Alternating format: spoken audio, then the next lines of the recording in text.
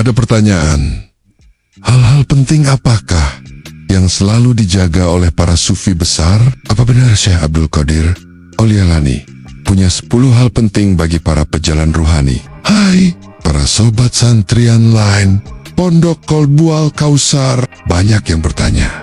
Bukti bahwa kita sudah berjalan lurus, salah satunya tahu detail suatu pemahaman kegaiban. Ayo kita kupas pemahaman dengan tadabbur Quran dari para sufi besar, terutama para guru-guru silsilah. Ingat, tadabbur Quran itu bukan 100% kebenaran, karena kebenaran sejati hanya milik Allah semata. Dan jangan di skip ya, tonton sampai selesai, karena ini wawasan akhirat kita nanti. Subscribe gratis agar tak ketinggalan topik terkini. Subhanallah.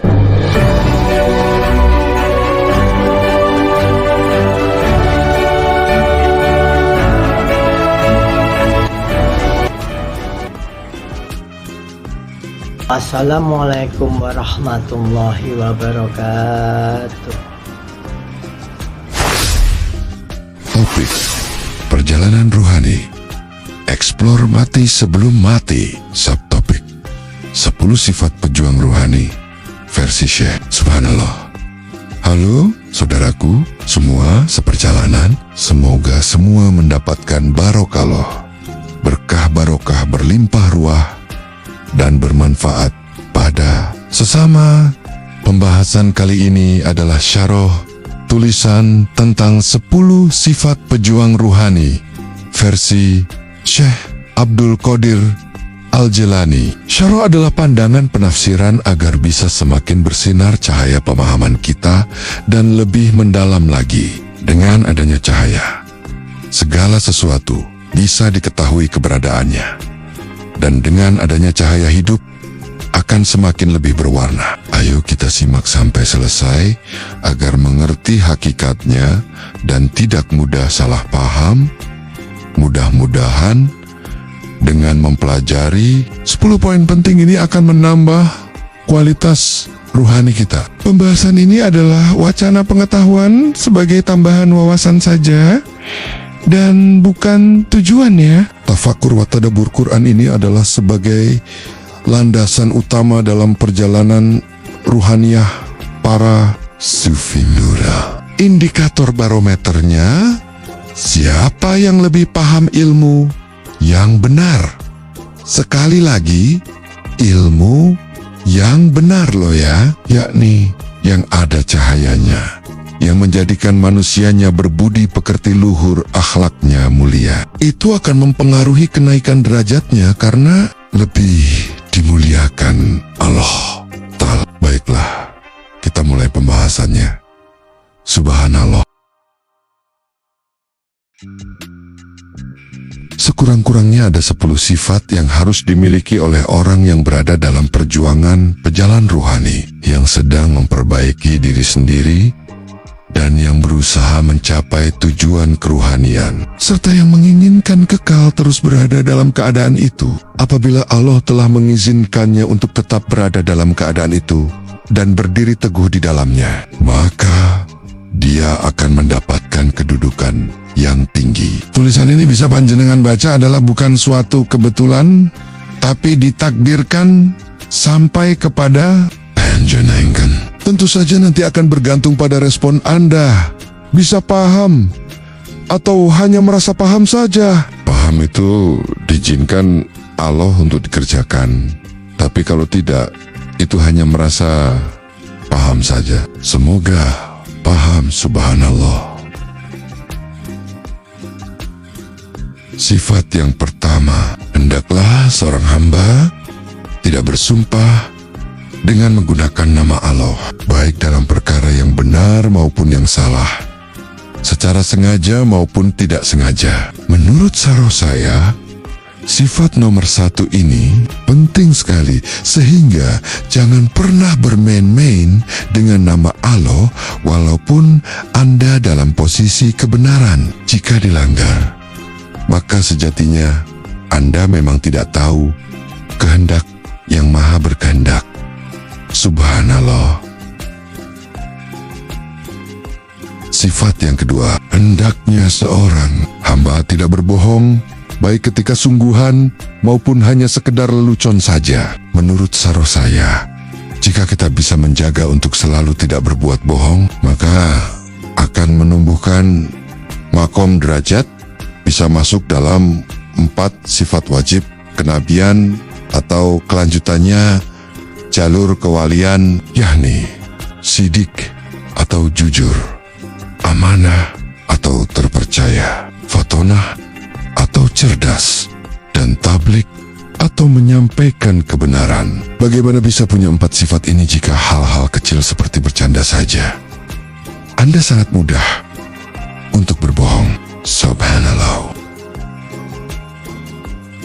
Sifat yang ketiga, apabila berjanji hendaklah seorang hamba tidak mengingkarinya atau jangan berjanji sama sekali. Dengan begini, dia akan mendapatkan sumber kekuatan dirinya, dan inilah tindakan yang seimbang atau netral untuk diikuti. Sebab pengingkaran janji itu termasuk ke dalam perbuatan bohong. Menurut saroh pendapat saya, sifat ini yang sering dianggap enteng manusia, padahal kalau janji palsu itu dibiasakan sama dengan membiasakan berbohong, karena momen demi momen itu manusia ini sering lupa. Subhanallah. Sifat yang keempat, hendaklah seorang hamba tidak mengutuk makhluk lain atau menyakitinya, walau dia sendiri sudah disakiti, karena sifat ini termasuk salah satu sifat yang baik dan termasuk kebajikan. Ini adalah suatu sifat yang benar. Menurut saroh pendapat saya, kondisi ini sering diabaikan para pejalan ruhani. Misalnya, digigit nyamuk atau semut, pasti akan mengutuknya atau menyakitinya, bahkan membunuhnya. Padahal kalau bisa mencegahnya termasuk berbuat kebajikan, karena ini sifat yang benar. Subhanallah. Sifat yang kelima, hendaknya seorang hamba tidak berdoa agar orang lain celaka atau mendapat bahaya, walaupun orang itu memperlakukan dia dengan tidak baik. Janganlah membalas baik dengan lisan maupun perbuatan. Bersabarlah dan serahkan saja kepada Allah. Janganlah menuntut dibela, baik dengan perbuatan maupun dengan lisan. Menurut saroh pendapat saya, selalu menjaga kebaikan walaupun direspon orang lain, apapun baik atau buruk. Bahkan direspon sangat jelek orang lain sekalipun, inilah perbuatan terpuji, cermin diri bagi yang sudah mempunyai banyak sifat mulia. Jika sudah bisa menjaga doa, ucapan, dan perbuatan hanya yang baik saja, maka kita bisa menumbuhkan sifat tawakal yang memasrahkan segala sesuatu hanya pada Allah semata. Subhanallah. Sifat yang keenam, janganlah seorang hamba itu mengatakan pada para pengikut kiblat yang sama, yakni orang Islam itu sebagai orang yang musyrik, munafik, atau kafir. Menurut saroh pendapat saya, jika kita tidak mengkafirkan, memunafikkan, atau memusyrikkan seorang muslim, maka kita percaya atau beriman bahwa Allah Maha Pengampun dan Maha Penyayang, dan hanya Allah lah yang berhak menilai hati dan iman seorang manusia. Sudah semestinya para pejalan ruhani itu harus lebih utama menjaga hati dan pikiran agar selalu bersih dan terbuka terhadap cinta dan kasih sayang daripada menghakimi orang lain. Subhanallah. Sifat yang ketujuh, hendaklah seorang hamba itu menghindarkan dirinya dari perkara dosa, baik secara lahir maupun batin, dan juga menjauhkan anggota badannya dari melakukan perbuatan dosa. Menurut saroh pendapat saya, sangat penting menjaga diri dari dosa yang baru, karena percuma saja jika jika susah payah membersihkan diri, tapi masih rutin terus berbuat dosa. Jadi, harus belajar memahami yang mana dosa lahir, yang mana dosa batin. Subhanallah.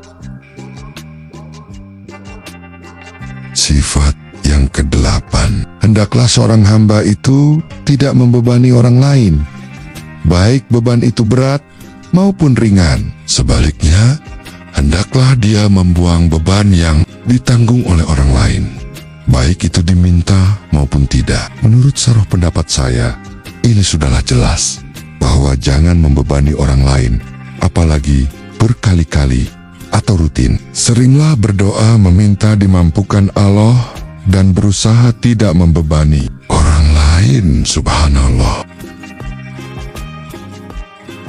Sifat yang ke-9, hendaknya seorang hamba itu tidak mengharapkan pertolongan manusia dan juga hatinya tidak menginginkan kemuliaan. Sejatinya seorang hamba itu tidak memerlukan apa-apa lagi. Inilah kebaikan yang besar, keyakinan dan kebergantungan yang erat kepada Allah. Menurut saruh pendapat saya, sifat ini harus kita biasakan, yakni dengan tidak berharapnya pada makhluk. Otomatis kita akan terbiasa berharap pada Allah semata, sehingga semua aktivitas kita bisa lebih mudah hanya menuju Allah saja dan berharap ridho Allah semata. Subhanallah. Sifat yang ke-10 adalah merendahkan diri, yaitu tidak merasa bangga dan membesarkan diri sendiri. Dengan sifat ini, kedudukan seseorang akan ditinggikan dan dimuliakan oleh Allah. Dia akan disempurnakan di sisi Allah dan juga di sisi manusia. Ia diberi kekuasaan untuk mendapatkan kehendaknya dalam urusan keduniaan dan keakhiratan. Sifat ini merupakan akar dan ranting bagi batang kesempurnaan ketaatan kepada Allah. Dan ini juga merupakan sebuah penolong yang akan menaikkan seorang hamba ke posisi orang-orang saleh yang sudah bisa ridho dengan kehendak Allah, baik itu dalam kesusahan dan kesenangan. Dan inilah kesempurnaan wara. Menurut saruh pendapat saya, sifat ke-10 ini sangat penting karena mempengaruhi derajat ketakwaan seorang pejalan ruhani yang menjadikan dia mempunyai akhlak budi pekerti yang luhur. Cara saya agar tetap menjaga sifat ini adalah dengan selalu mengunci di setiap awal perbuatan dengan niat yang benar-benar lurus. Ilahi anta maksudi, waridoka matlubi. Ya Allah, hanya Engkaulah yang aku tuju, dan hanya ridhomu yang aku cari. Subhanallah. Oleh karena itu, apabila hamba Allah telah menjadi orang seperti digambarkan di atas, maka Allah akan memeliharanya dari mara bahaya. Derajatnya akan dinaikkan sebagai orang yang berdampingan dengan Allah Ta'ala, dan dia akan menjadi orang pilihannya. Dia akan menjadi teman Allah dan musuh iblis. Disinilah terdapat pintu rahmat. Disinilah kebanggaan dan kesombongan diri akan hancur lebur. Rasa ketinggian diri di dalam hal keagamaan, keduniaan dan keruhanian akan hilang musnah. Inilah intisari, penghambaan dan penyembahan kepada Allah. Tidak ada yang lebih baik daripada ini. Dengan tercapainya peringkat derajat ini, maka lidahnya akan berhenti membicarakan hal-hal ahli dunia dan hal-hal yang sia-sia. Begitulah nasihat 10 sifat pejuang ruhani dari Syekh Abdul Qadir Al-Jilani, Sultanu Aulia. Subhanallah. Jadi, kesimpulan pemahaman video kali ini, 10 sifat pejuang ruhani versi Syekh Abdul Qadir Al-Jilani, ini adalah intisari dari penghambaan dan penyembahan kepada Allah. Tujuan finalnya adalah terpelihara dari mara bahaya, dinaikkan derajatnya, dan menjadi orang pilihannya, menjadi teman Allah dan musuh iblis, bisa memasuki pintu rahmat agar kebanggaan dan kesombongan diri akan hancur lebur, serta rasa ketinggian diri dalam keagamaan, keduniaan dan keruhanian akan hilang musnah. Oke, sampai di sini dulu kajian rohaninya. Rajin-rajinlah menyimak agar terus menambah pemahaman satu persatu. Tonton video lainnya. Semoga bermanfaat dan kita ridho birido jida ada hilaf. Ayo, terus saling menyemangati sesama saudara seperjalanan. Semoga dimudahkan jalan lurus menuju Allah dan mendapat ridho Allah Ta'ala. Jangan lupa bahagia apapun kondisinya. Teruslah belajar. Af'alah ta'kilun. Demikian, semoga semuanya paham. Wassalamualaikum warahmatullahi wabarakatuh.